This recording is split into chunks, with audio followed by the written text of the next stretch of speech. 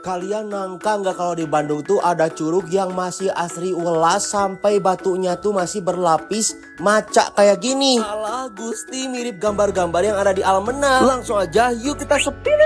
Nah lokasinya ada di Ciwidey. Ciwidey mah bukan Bandung atuh, tuluy naon Tasik. Nah masuknya itu lewat Punceling. Ada di sebelah kiri jalan, akses mobilnya juga masih bagus. Masuk terus sampai nemu jalan yang bebatuan kayak gini. Nah udah kedele posnya, di sini kita bayar HTM 15.000 per orang. Dari situ mulai trekking, jalurnya agak nanjak dikit. Di samping-sampingnya ada perkebunan stroberi warga, ada warungnya juga. Nah setelah 15-20 menit akhirnya kita sampai di curug pertama, Curug Bentang Pajajaran. Yang ini juga bagus banget dan bisa guyang di sini. Nah sambil rest in peace aku mau ngemil-ngemil sugro dulu. Ini mah andalan banget dibawa traveling kemana-mana karena sepraktis itu dan kenyangin banget, bikin nagih. Yuhu, ini tuh snack bon cabe makaroni crispy yang level 15. Traveling kemanapun lebih seru ditemani snack bon cabe makaroni crispy. Teman perjalanan yang bikin momen semakin membara dan seru. Nah dari sini kita lanjut trekking ke Curug Munding, deket sekitar 5 menitan. Tapi jalannya, oh my Gusti nu agung, terjal banget. Dan ini tuh definisi hidden gem, pokoknya nggak kalah cantik. Nah lanjut ke tujuan utama, curug yang ketiga. Nanging agak PR karena harus trekking sekitar setengah jam sampai 1 jam. Dan